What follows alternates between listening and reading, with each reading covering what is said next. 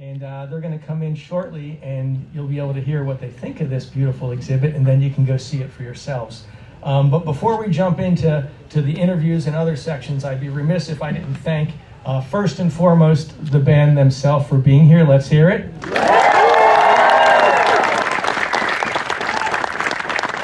And then some instrumental people in building this exhibit. It was curated by our very own Shelby Morrison and Andy Leach. Let's hear it. Designed by John Hoffman, also on our team. Let's hear it. And we have to thank Matt Bon Jovi. Every step of the way, he was our contact and really made things happen, and we could not have done this without him. So thank you, Matt, very much. The other piece is to thank all of you, the fans. Yeah, you've traveled far and wide to be here today, right? And Miami, it's the only state you have to say that in. It's not Miami, Ohio, it's Miami, Florida. Way to go. I have to share that I've got some cousins in the house on my family, the Bufano side of the family. Stet and BJ were in Cleveland in 2018 for Bon Jovi's induction, and they came back for this exhibit opening and to be here today. Let's hear it for them, please.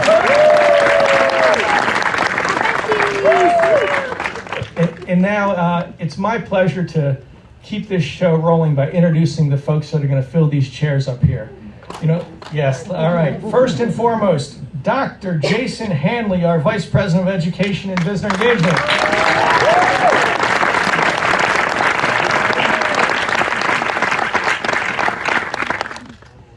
All right, and then a name that's going to be familiar to all of you that have been cheering all along, and a guy that doesn't even need a last name.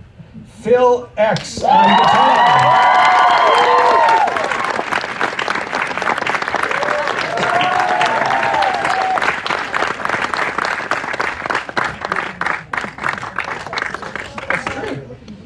All right. Everett Bradley percussion. Everett. And background vocals and many other things too.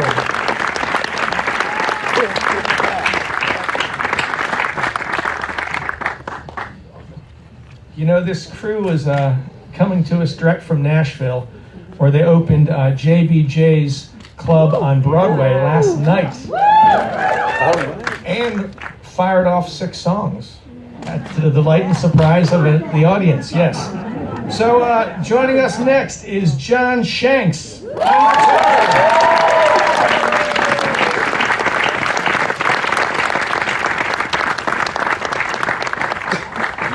Yeah, we need to hand him a diploma now.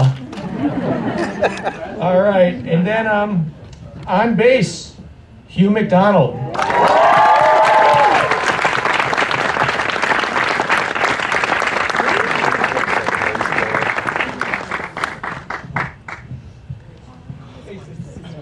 Basically.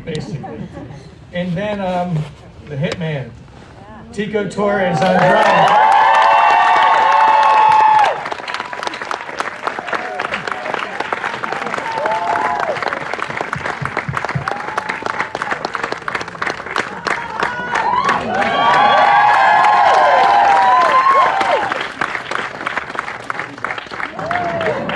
There we go. And of course, on keyboards from the beginning, David Bryan.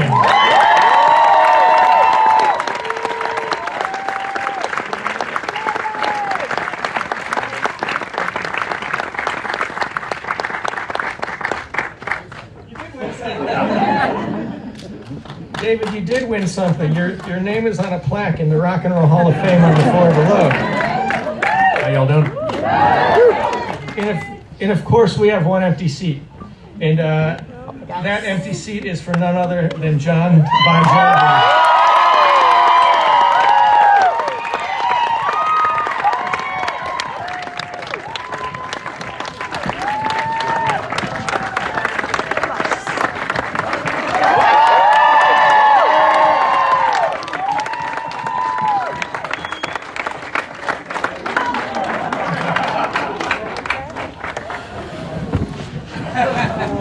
Hi, everybody. Thank you for coming.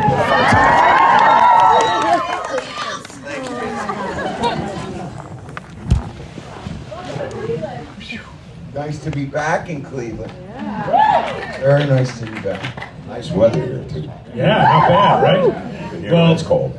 Guys, thank you so much for being here today. This is really a special moment for all of us.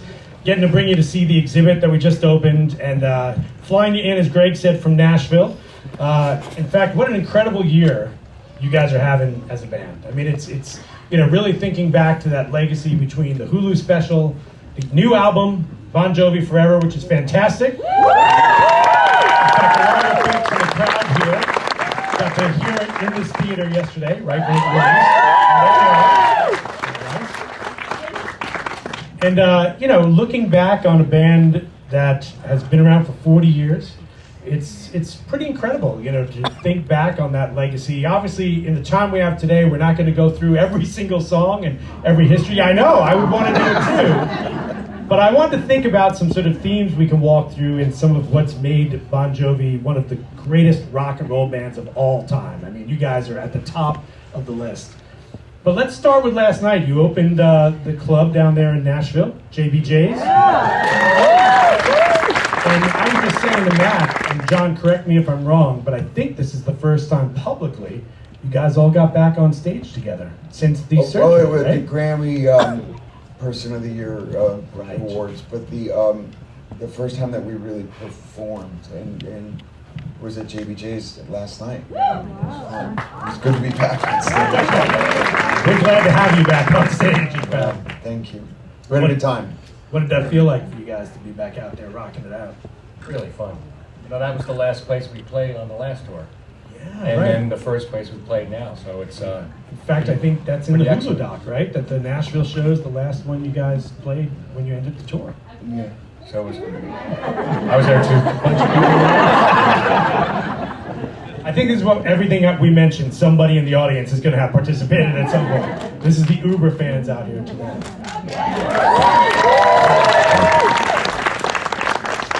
Well, when I think back to a band like you guys that have had an incredible 40 years and still going strong, you think of the elements of what kind of makes that. And for me, I always go back to the songs. That's sort of the heart and soul of the music that's out there. It's what connects with the audience. And John, I know you've talked, in interviews in the past too, that those songs, come from the heart. They come from what you're thinking about, what you're doing. But talk a little bit about that process now of, 40 years of incredible songs you put out. And sort of how does that process work for you? From the things you've talked about in the past, I assume a lot of that might be lyrics, but sometimes it's a melody. Where do those songs come from? All the above. I mean, some days it's a lyric, some days it's a title, sometimes it's a feel. But there's been an evolution. If I look back on the very first record or even the second record, there was an idea of who you would become as a voice, as a songwriter. But the evolution happened, and the beautiful thing is so many of you have been on this ride with us for this 40 years, and some people had gotten on at the very beginning and may have gotten off along the way because life gets in the way, and you're not as focused on your favorite band's rock record anymore, right? So, I'll run into people that, in all honesty, will say, oh, I listened to Slippery When Wet in New Jersey, and I say, and there was 14 other albums. And I know, I can guarantee that there will be a generation of kid because of the documentary and because of the hits on this record, they're going to find us for the first time. So, I get all of that. And the beautiful thing is that music will live forever, especially in this day and age with streaming. Boys and girls out there are finding music for the first time by pressing a button. Totally, right. Everything in history is available to you on those streaming services. So they don't know what period in time a song comes from. They just hear a song. You see? So it's fortunate for us that we've had all these albums and this evolution has happened and this song still means something to everybody so that we're able to still have, the opportunity to present them. Yeah. And John, for you, throughout the career again too, you're the primary songwriter, but you've often worked with a lot of other people to Sure. kind of help you hone that craft, and some of them are on the stage. David, Yeah. John Shanks here, and a bunch of the guys, and even other writers too. You know, you think of Desmond Child that you've worked with many times over the years. Billy Falcon, who's co-writing on the new record, or Richie in the beginning years. What was that process like for you, kind of working with someone else? It's clear that you enjoy that process, maybe of refining a song with another person. Sure, there's never any ego involved. I mean, the idea is that you just want to get the best end result. So sometimes, there's a certain subject matter that I just feel that I'm not looking for any, input on, and others that are going to benefit as a result. But it's each and every one is just a give and a take. Even if you're, writing it by yourself, it's always going to be give and take with yourself. And then if there's two writers or sometimes three writers in a room, it's what do you got? What do you got? No, I don't like that. I like that. And so we just go round and round. It's all wonderful. It really is. The collaborative effort is great. How about someone like Desmond Child, who's come back with you time and time again? It's been many years, Yeah. but in the formative years, it was beneficial to both of us, really. And he's a sweetheart of a guy. And then what about Billy Falcon, who you brought back on the new record too? He's a great friend, a brilliant songwriter, and somebody that I used to admire his records back in the latter 70s, and then found him and worked on a couple records for him. And then, maybe 25 years ago, I wrote a song with him for the first time. Yeah. So then once you've got the song, you got to get it in the studio, right? And you guys have worked, again, in many studios and many ways of getting the songs captured. And for me, I kept thinking back to some of the producers that you've had over the years. And now the new record, John Shanks and John Bon Jovi produced it themselves, and it's amazing sound on there. We'll come back to that in a minute. But early on, I was thinking particularly of Bruce, right? Bruce Fabian. Fairburn. Fairburn, right. The sound that he got for you, that was the sort of, for me, as the fan who bought the record in '86, Slippery When Wet, and got turned on to you, that sound, he kind of helped you find that maybe metal edge that was popular at the time. But man, your songs were still, they could have been Springsteen-style songs. They could have been anything you wanted them to. So what was that early period like of Slippery When Wet, kind of finding a sound with the band of what you were going to be? We did a lot of pre-production for that, and part of that was working out parts.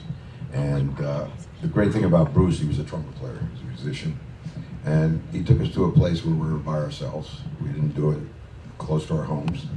So, and there was the room. Bob Rock was the engineer, Yeah. and an incredible room that had a loading bay next to the recording, the big recording room. And they'd open the doors, put mics out there, and that, oddly enough, got this unique sound that we'd never, a big sound, on not only the instruments, but the drums. And that process, plus we were in a place, the songs were all there, and it was just amazing. It was probably one of the easiest records we ever did. Wow. And this would have to be a close second, is Forever. Yeah, Bob Rock was really instrumental in that, in the sounds and engineering. I mean, he's a sound genius in parts, and he was very instrumental in that. Really, really. Yeah, that album still sounds massive today, right? You go back and listen to Slippery When Wet, it's just an incredible sounding record. And I think the songs hold up past just the original recording, obviously, but there's something that you can't help but listen to, Living on a Prayer or Wanted Dead or Alive. They grab you immediately from there. And Tico, your drums, again, they stand out. Like, you can hear the power behind all your drumming on every Bon Jovi song. What's that like, particularly now, you working together as the kind of rhythm section to create the sound of Bon Jovi? It's bread and butter. I'd say that Fairburn and Bob Rock just let us do what we do. Yeah. And they gently would massage until, and before we even got in the studio, when we were just doing the demos, that's one of the reasons why it came out so great. Can any of you guys ever think of a moment where maybe, John, a song wasn't working that you had, and then you got into the studio? Was there ever a moment where the studio itself kind of helped you find a way into it, or the combination of the band and being there with the rest of the band playing helped you find the song? Many times over the years, a song is written one way, and becomes much more of a band song when the collective we make it what it ends up to be. I mean, one example would be Living on a Prayer. When we wrote it, the three of us write it in a room together. We were all like, it's good, it's complete, we know what it is, but it's when we went into pre-production and worked hard on that bass line and then went in and Tico put a beat behind it, but then in that big room, it became what it is today. So yeah, it's happened many times over the years. I've heard you talk about like those early days when you were working at the power station in New York, and sort of the ability you saw all these other great artists coming in when you were working there.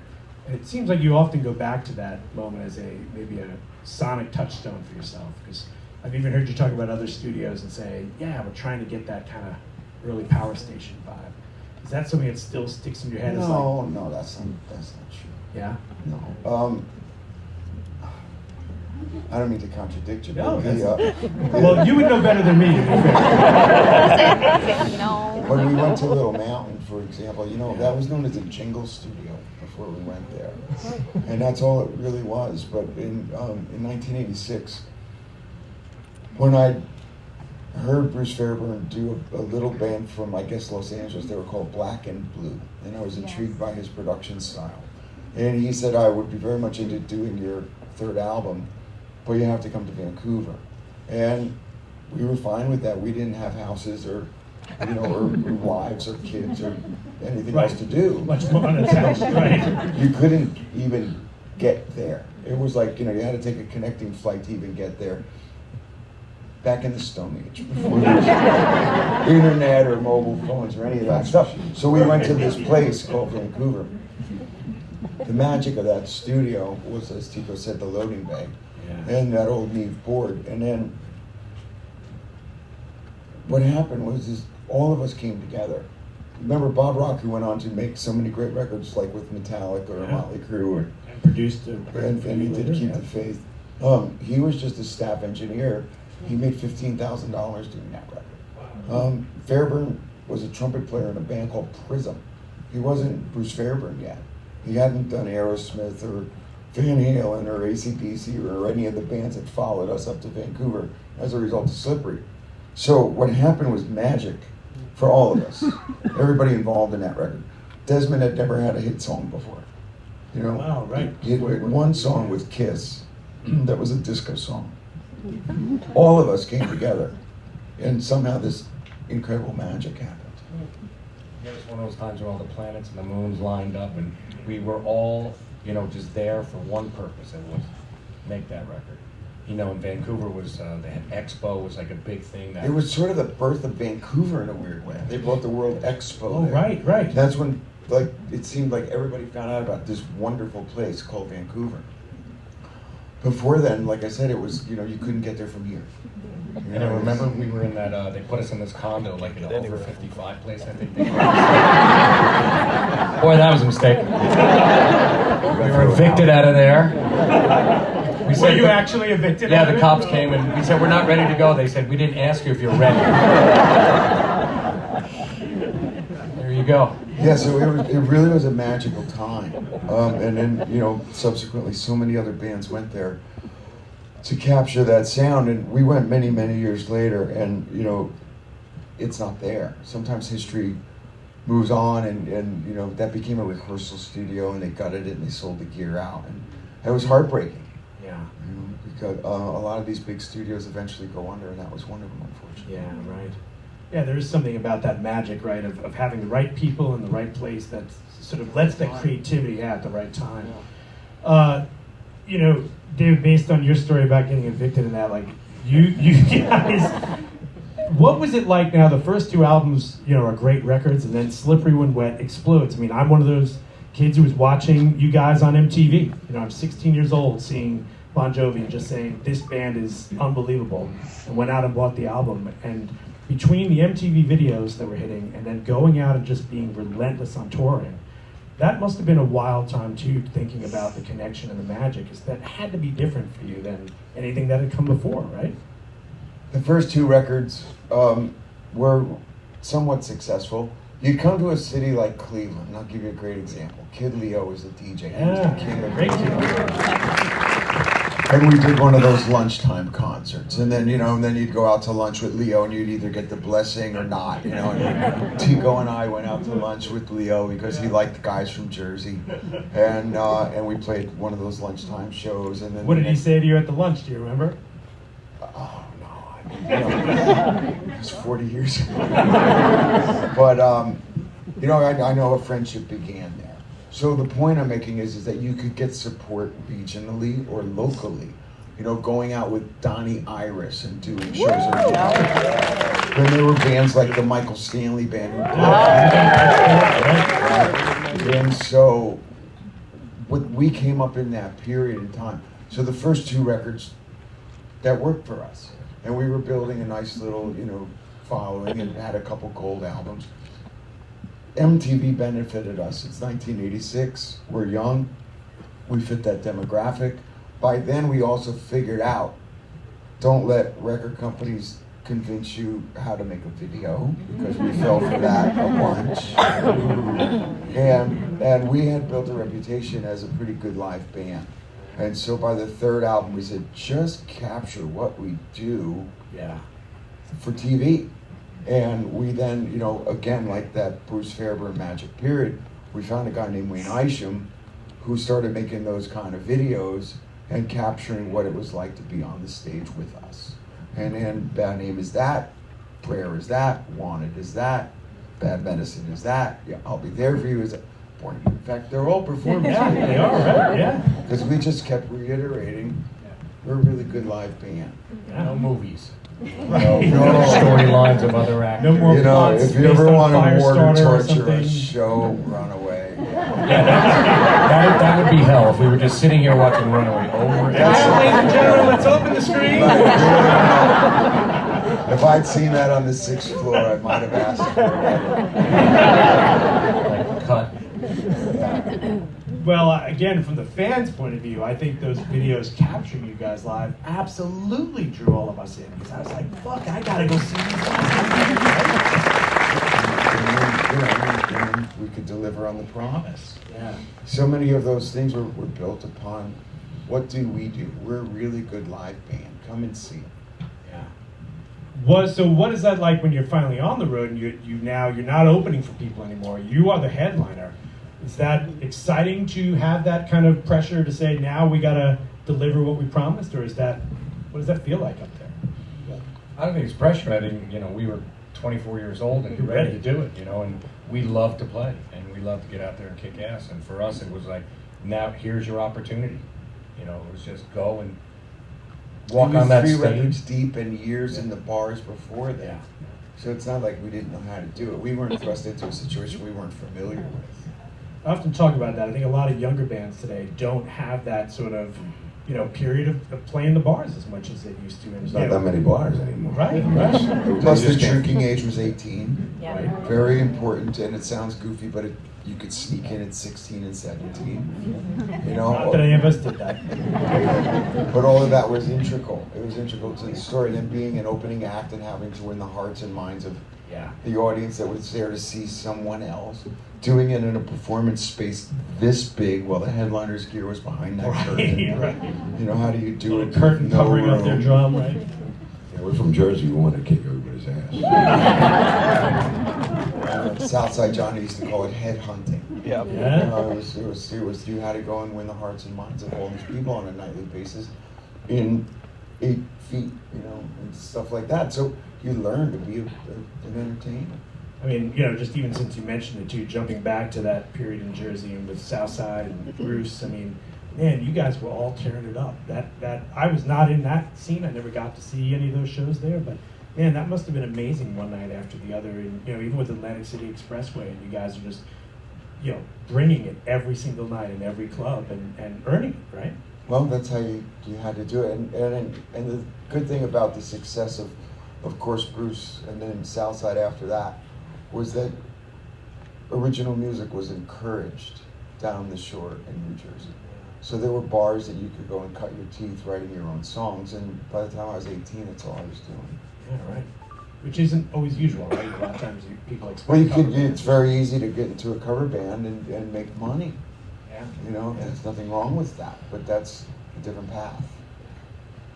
Let's talk a little bit about, we kind of touched on a little bit, arrangements for the band, right? Because that's the other thing about the sound of Bon Jovi to me is that you guys do always sound larger than life on the record, on stage, and there's something unique about the sound of Bon Jovi that you capture from, you know, the drums. And David, you and I were talking earlier, I said as a keyboard player myself, I loved the fact that Bon Jovi really had keyboards up front. That was an important part Me of the too. band. Right, John? Because a lot of bands you're expecting All about at the that keyboards, time- that's all about You're between two keyboard players. It's rough, I know. But there was something about you guys that stood out too. I think that arrangement that the band had, and we can even talk about the arrangement today. You know, there's so much that each of you bring to the sound of a Bon Jovi song and a record, and even taking those songs from 40 years ago and making them fresh today and feeling right for this band. You guys want to talk a little bit about sort of that idea of how you all work together on the musical side, from the musicianship side? Let John talk to it. He's done Yeah. nine albums now together, John. It started as a producer for Bon Jovi, which we were talking about earlier, right? Started as, the producer on Have a Nice Day, and that was the first song we wrote Amazing collectively song. with Richie. And but you were talking about the past. I was a fan. So when we had the opportunity to write, I was so excited to try and write a classic Bon Jovi song. And but in the studio, Antico and I were talking about this today, where we sit in a circle, and whether even in rehearsals we do the same thing. We're kind of all in a small circle, and depending on what we're working up, then that translates to the studio as well. And there's a pattern we all seem to live by. I kind of sit off of Tico's hi-hat, and then there's Huey and John and Thomas over here, and Phil and Everett, and so yeah, it's the process of going from pre-production to recording, and we've had the experience of working at John's studio in Jersey, and that's where Have a Nice Day was done, and obviously Avatar at the Power Station in New York, and then this last two albums were at Ocean Way in Nashville. But you know, we collectively have a sound that we bring, which is comforting to me, is that wherever we go, we have this connectivity and a sound and a power that comes from all of us. But it starts with the song, obviously. So that's always the most important thing. So. Yeah, and I think also part of it too is that we're a band that we all sing. So you know, it's not just it's John, and then there's a wall of background vocals and a wall of vocals there. So I think that also separates us from a lot of other bands. Yeah, and that sort of vocal harmony sound's been there from the beginning too, right? I mean, that's something that, John, your voice is out front, but man, the band really builds that lush harmony that I think separates you from a lot of other bands that you kind of came out with too. We always change the set every night. John changes the set. He gives it to it about 15 minutes before a show. Is that true? That's true. Late. That's true. Yeah. And that keeps it fresh for fans that come several Yeah, days. right. Keeps it And fresh for for us. us. And for us. And he'll call out a song out of left field. And I got to say, these are the best musicians in the world right here. Yes, wherever he takes us, he goes. And that's what makes the shows so much fun and so exciting, because you never know what's going to happen. It was the one time you were on stage and you started, I think it was I Believe, in front of like 80,000 people. Didn't tell us. And I remember Phil, right, you were looking at me, he goes, I never heard that song. He's like, and I'm like, it's a D, then we go, G. And I was like, and you look and you go, it's Don't be a baby. yeah. That's the thing, it's thrilling, because you go in and go, oh, well, here we go. He's running off the cliff, we're there. But I just want to say one thing. At times we've, in the writing process, worked up some demos, but it doesn't sound like Bon Jovi until Huey and Tico do their thing. It's, for me, there was that magic, obviously, with John's timbre and his tone and the lyrics and the melodies, but there's something about the rhythm section that is such the foundation of any record you're working on, and I call it the Tico de Gallo. It's his style of playing is so unique because any other drummer at some time, would approach it more as kind of, I don't want to say bonehead rock, more pedestrian in a certain way. Where Tico brings such a fire and polyrhythms. It's his Latin. Yeah, the Latin Cubans. The what? It's the Greece. Cuban grease, So, but when these two are locked, it's such, and then, everyone else falls in, and it's just, but you have to build a house off of something, and no finer foundation than these two gentlemen. A lot of garbage.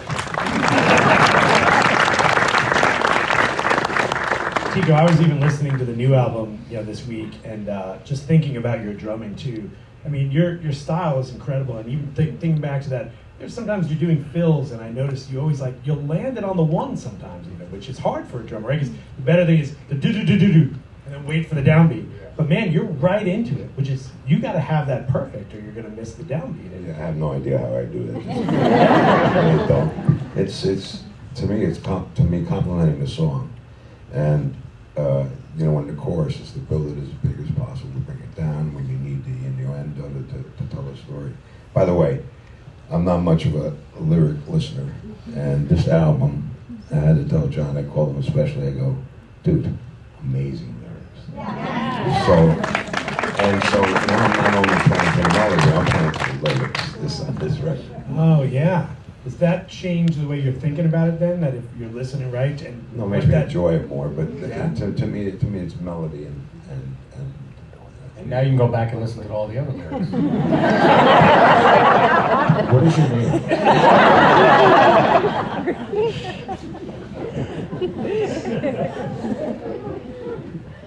I want to think a little bit too now about this idea of where we're at, this sort of legacy of the band, John, right? And all of these things we've been talking about.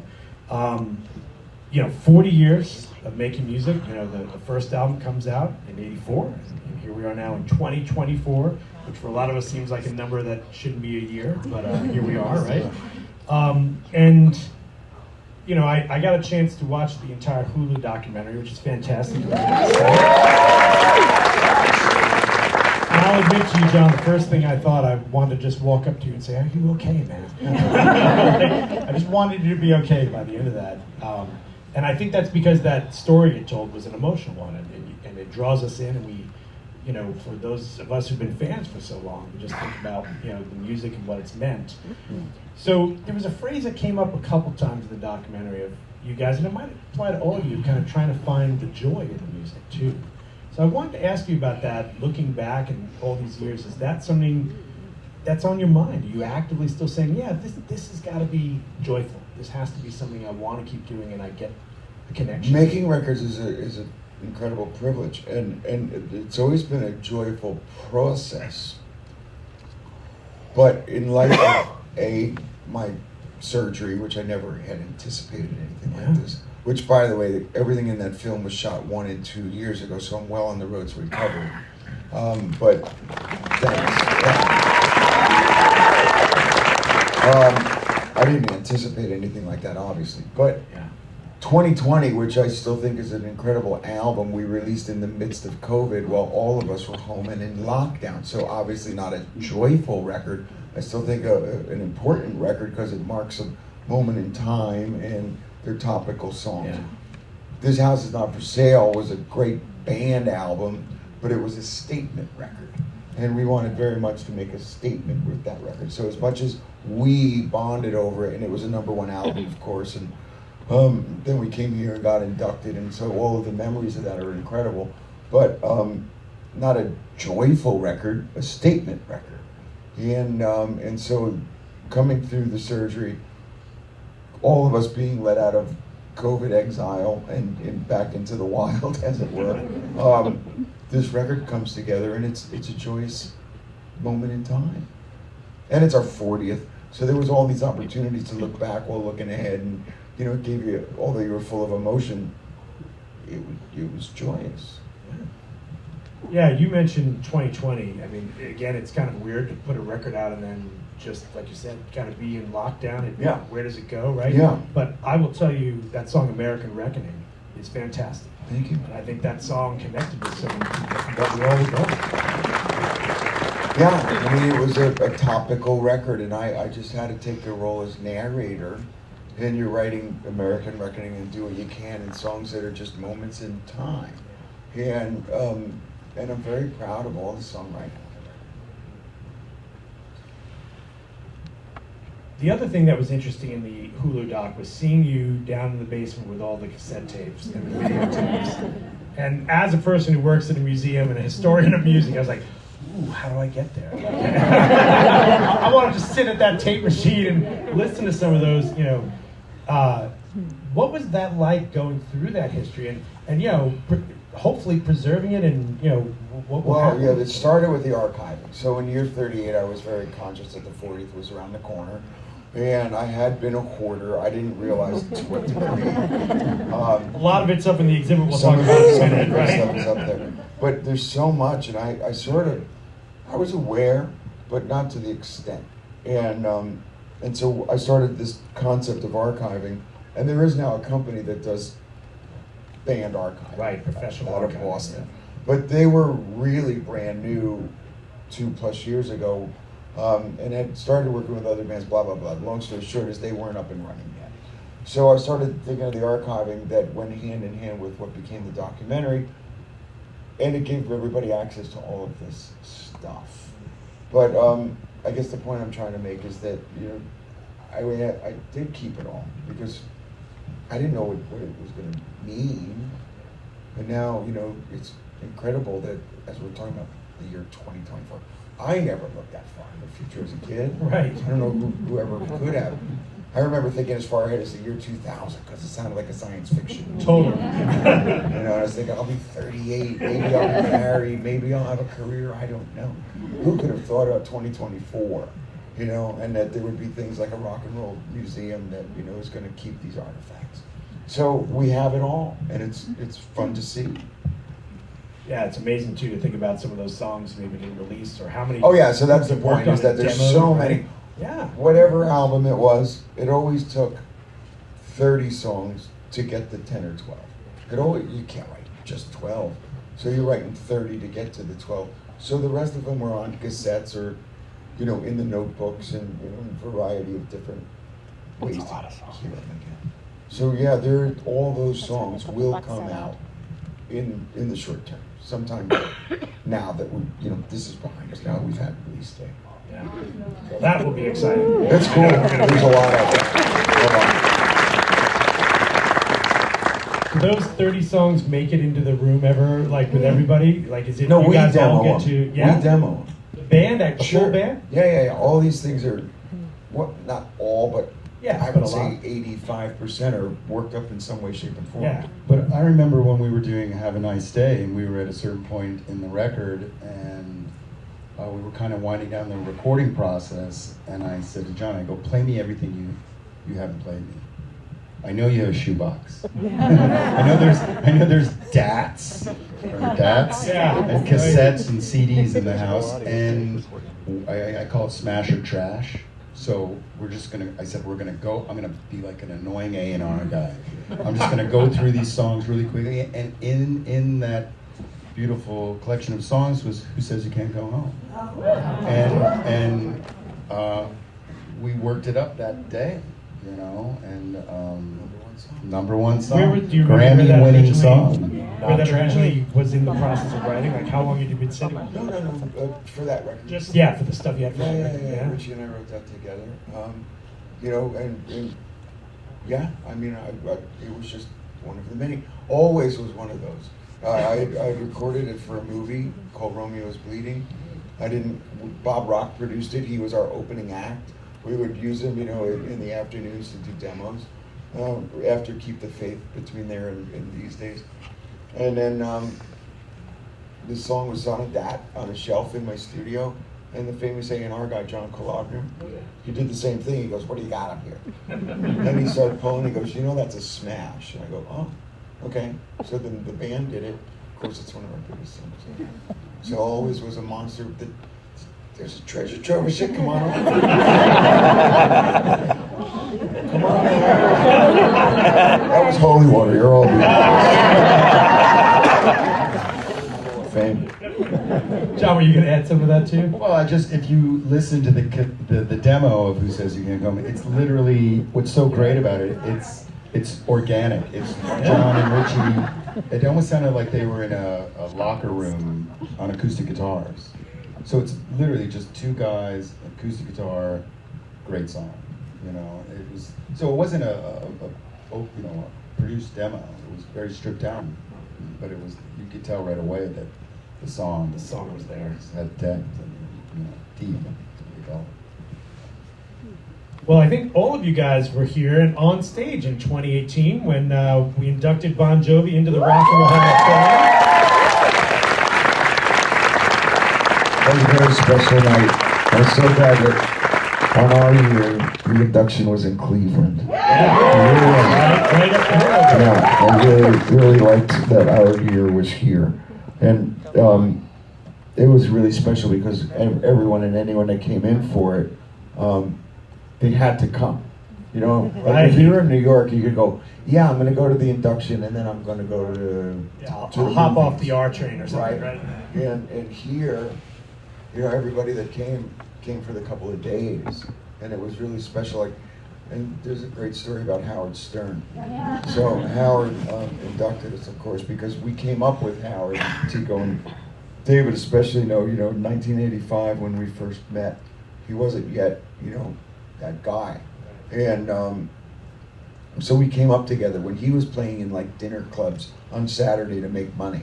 I mean, for real, him and Robin would go to Club Benet in South Amboy, New Jersey. You know, and they'd serve you a chicken dinner, and he would tell jokes and talk about, you know, I'm on the radio, you know. That's how long we've known Howard. So I wanted him to induct us for that reason. And I went to convince him, and long story short is, he says, I don't know what you want, but if you want to see me, you got to meet me in my car.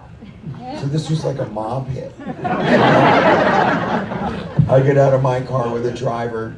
He's got his driver. I say to his driver, get out of the car. I get in the back seat of the car. He comes out of this, you know, meeting. He sits in the back seat. He goes, what is it? What is it? I said, I want you to induct me in the Hall of Fame.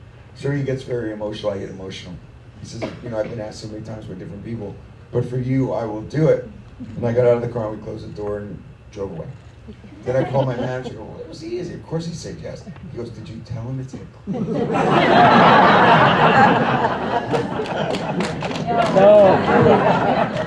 He actually says that at the beginning it's of his true. speech, that you were the only one who could get him out to Cleveland. There's no doubt. He thought he had to bring his passport to me. But I'm so happy. And I know that other artists may not know or agree with that sentiment, because you think, oh, I want to do it in LA, I want to do it in New York. No, I wanted to do it in Cleveland.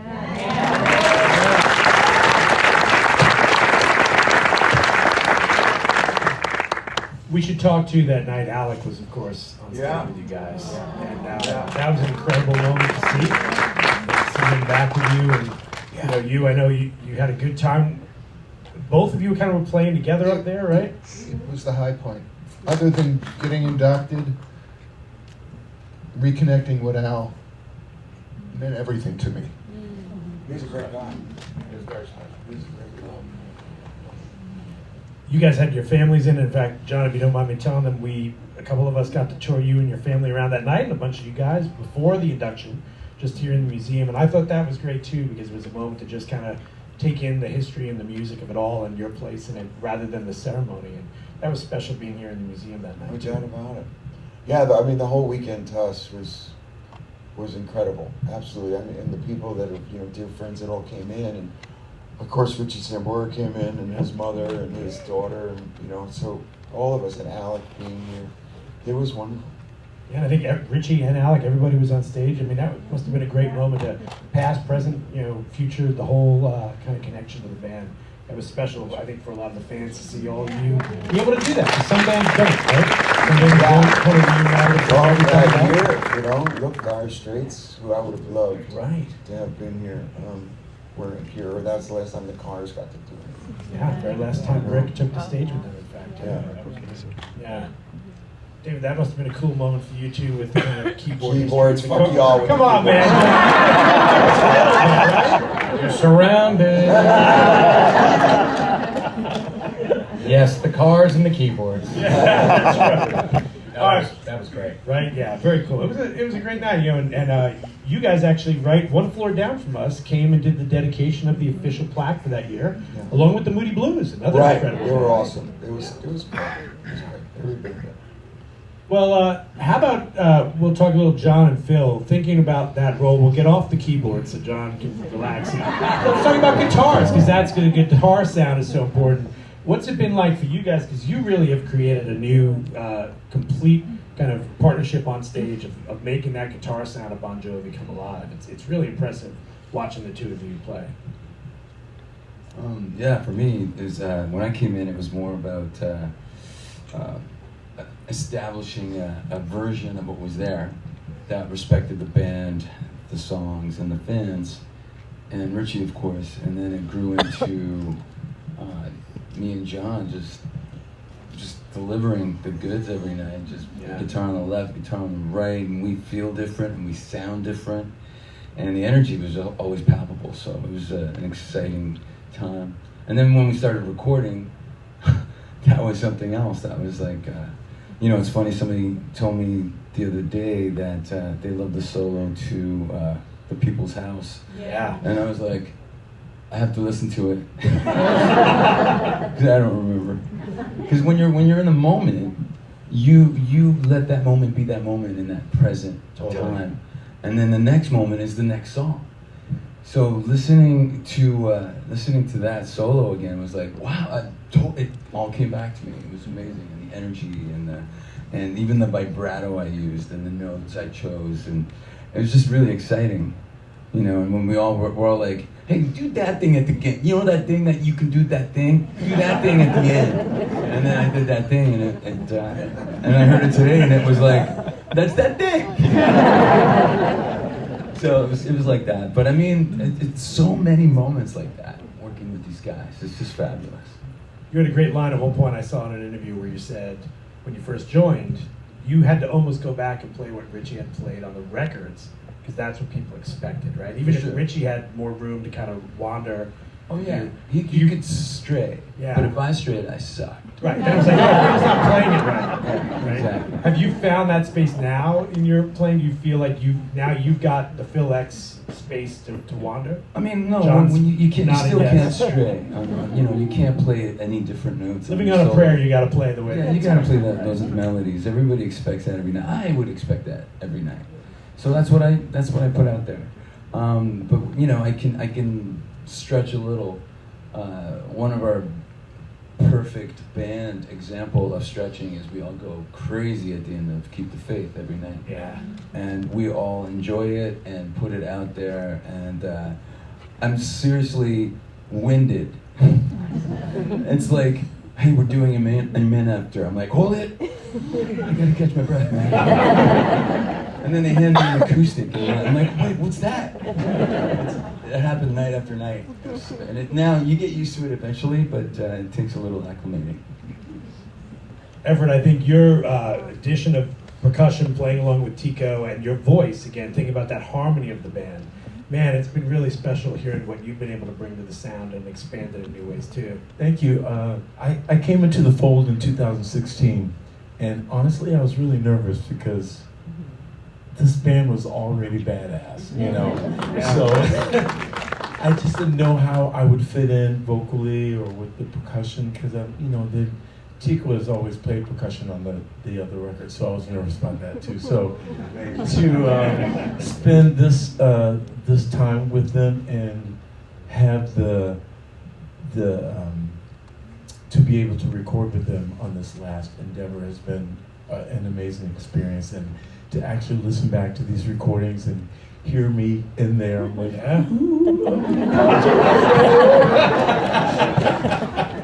I'll double down on that, man. You can hear it on the new record. Like, I was listening to it, I was like, oh man, I could hear those two layers of percussion going on in the record now that, Yeah. that take it a little somewhere different. Yeah, and in the vocal blends.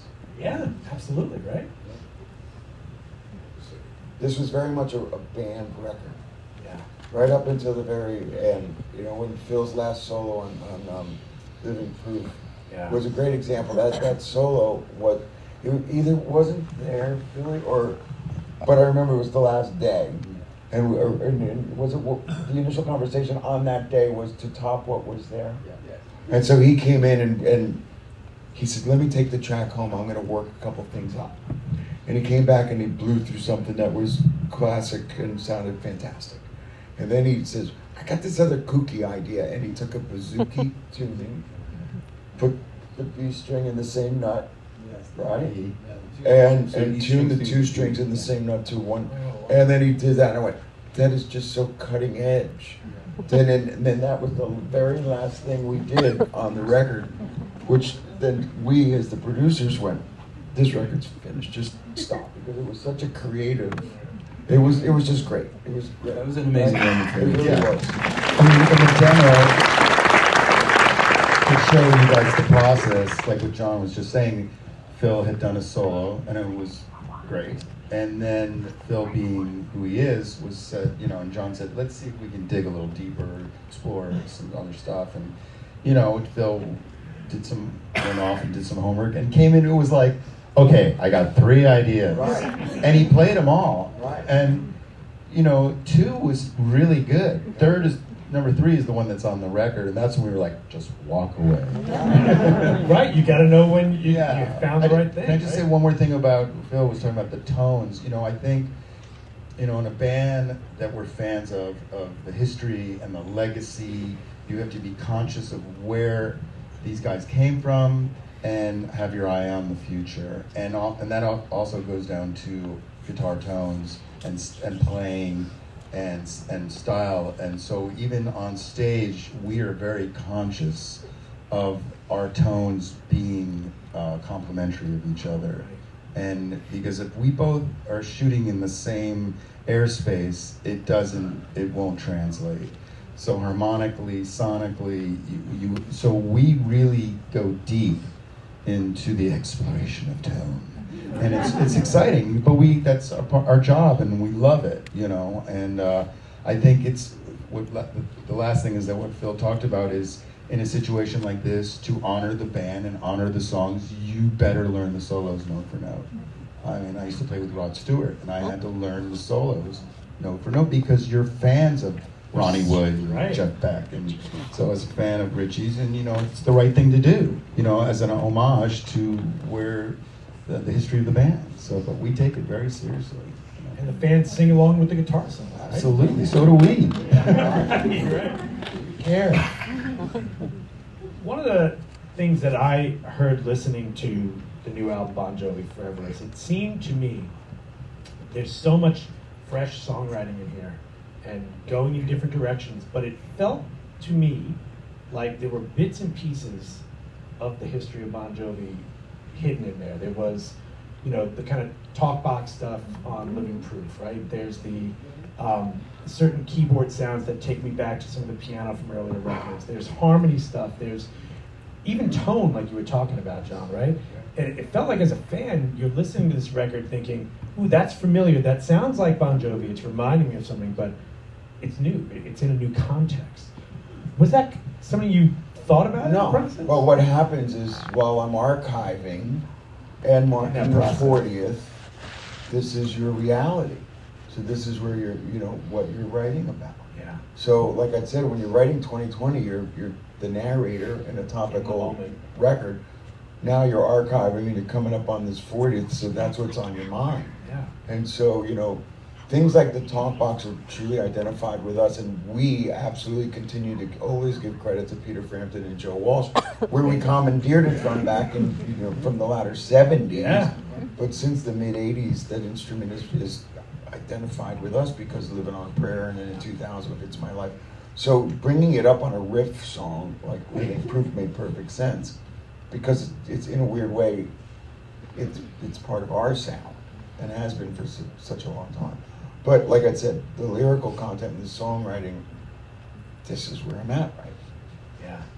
I think too, I have to just ask a music nerd question if I may. Because on the end of Because you're a keyboard player. Seeds. Wait, did he just make the joke back to us? On the end of Seeds, Yeah.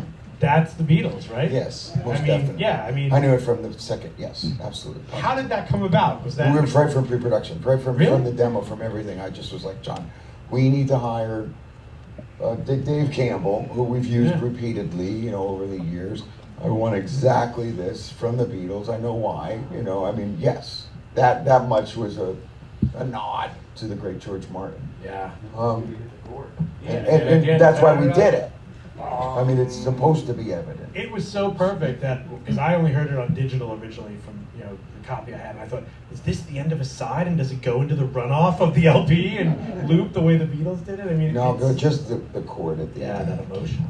You know, but the string arrangement and that, then just the way that the drum approach, you know, Totally. everything, you know. Yeah, We knew that from inception what it was going to be. amazing. And then there's some, you know, stuff on here I think that even connects to a little bit of the country music you've been doing, and maybe, I don't know, John, feels like a little Nashville kind of crept into this record too. We've known Nashville for so long, hence the bar. I've been going to Nashville for 35, 38 years. Yeah. You know, I've known so much of Nashville. We recorded 3 albums there. We've done, Always was done there. Sunday I'll Be Saturday Night was done there. I've been going there since Billy moved there in 1991 when I first, you know, Oh, wow. found him again. And was, you know, making Pretty Blue World for him, with him. So I've always loved this scene down there. I always jokingly say, these are my people. Because, you know, if you think of Hollywood like it's a room full of actors, Nashville is full of songwriters and musicians and people in our industry. You know, every kid on every street corner is an amazing player, Totally. or a storyteller, or a singer or something. So I love it. Yeah. Did you write Kiss the Bride to make every father in the world just cry endlessly for the future? And how many weddings do you think it will be played at? Let's just put it this way. When I played that for Ed Sheeran, he was like, touche, motherfucker.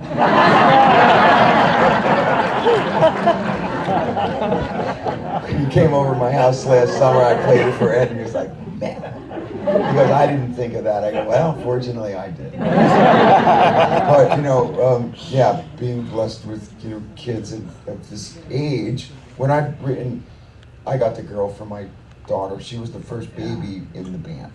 And so it was all of our first baby because, you know, now she's, then I write, I got the girl, the Queen of Hearts will always be a 5-year-old princess to me.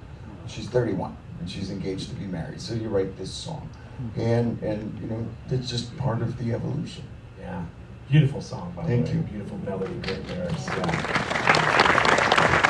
Well, I want to end up just talking with you guys about being here today. Thank you again so much. And before we came in here, got to go up to the exhibit, Bon Jovi Forever. Yeah, and a bunch of the folks in here, they all got to see a lot of them earlier today too. I think the curators did a great job, Me but too. right? I mean, Thank amazing you the way they were again. able to tell that Thank you to story. them. Yes. Shelby and Andy and Francine. And luckily enough, again, coming back to that archive idea, you guys had so much that we could pull from. Everybody's represented up there on some level, I think, in the exhibit. Yes. What did you guys think going up and seeing a room full of the history of Bon Jovi? Keyboard up there. It was on the floor. In the corner. Easy. Very smoky. Sadly There's a enough, keyboard there. David and I talked about his motif, Yamaha motif, that's up there. It's a pretty cool instrument. And I was on stage for a bunch of tours. You know, I did see you hand him $20. Now I know why. Keep it fair, keep it fair. No, it's incredible. Again, the staff here did an amazing job, and the motorcycle and Yeah. all of the stuff dating back to the notebooks and the clothes and the instruments and the photographs and everything that's all a part of this archive. That's awesome. It's beyond our wildest dreams because, you know, this is what you'd hoped it would be someday. You know, and so that's, when you get inducted and you get to come here on that day, they have a little teeny display window of your stuff. And then it goes into circulation. So then it might not be there if you were to have come back in a year from now and you go, wait a minute, am I not in the Hall of Fame anymore? But there's just so much from so many artists that they have to rotate it constantly. So then when you get the one opportunity that not everybody gets, right? To have this huge display, like it happened to be our 40th, and then the Hall said yes. But to have this opportunity is a blessing and a gift, and we're grateful for it. That's why we came to see you today.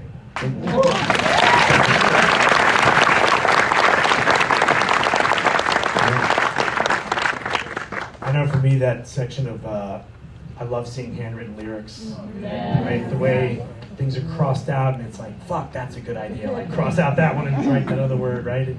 And on that one wall, it's every song from Slippery and Wet, you know, taking us all back. But then there's lyrics from throughout the history up on the wall. That must have been cool, John, as a songwriter, just kind of see all those. It is. For you, they're notebooks, right? And for us Yeah. now, they're artifacts. You know, to find the original lyrics of Runaway and, you know, and all the way to Slippery and then to current day. I do make a point of keeping all those lyrics and keeping all those scraps of paper and putting them all together and then putting in an envelope every album as it's done and then having stuck every book in a box. Because they were important to me. I didn't know that, you know, eventually they'd be archived in a museum, but they were important to me. So I've always made sure that I kept them. Yeah. Anything else that you guys saw up there? Anything that kind of connected with you or something you saw that you had forgotten about up in the exhibit? I love the video of over the years, once the song morphing to different eras or different tours. I was transfixed by that. Yeah, it's cool the way it even, again, what we were talking about today, it shows you the evolution of the sound of the band. That still sounds like Bon Jovi on this record, but also sounds different from Runaway, right? I mean, It better. I think that's also, I think, you know, as we're all fans of our favorite band, and then you could always, no matter what your favorite band is, with maybe the exception of AC/DC, you'll say, there was this moment in time when they sounded like that, and that's my favorite period for that band. And I get that. AC/DC's, all their records are the best rock record. It's the same record for 50 years. If you can't, you know, they're the exception. But even the Beatles, you evolve, you change the sound. And it doesn't mean that you didn't like what you did before, but you don't want to be stale. You don't want to repeat yourself. You don't want to be chasing something that was successful. You need to evolve. You need, in our case, to make Lost Highway and go into Nashville. You need to write 2020 and be the narrator. You need to, you know, have had Slippery in your life just to be able to look back on that. But, you know, if Forever sounded like Slippery, that would have been a mistake. Totally. You know, that's a mistake. You need to evolve and you need to grow with your audience. And like I said, some of y'all have been here for the whole ride. Some got on along the way, some got off along the way. But it's all a part of the big picture in this journey that we've been on. And it continues thanks to you. Well, I think there's no better place to end it than that, and that sounds great. We're going to ask the audience to stay in their seats so we can get the band out of here. But ladies and gentlemen, one more time, Bon Jovi.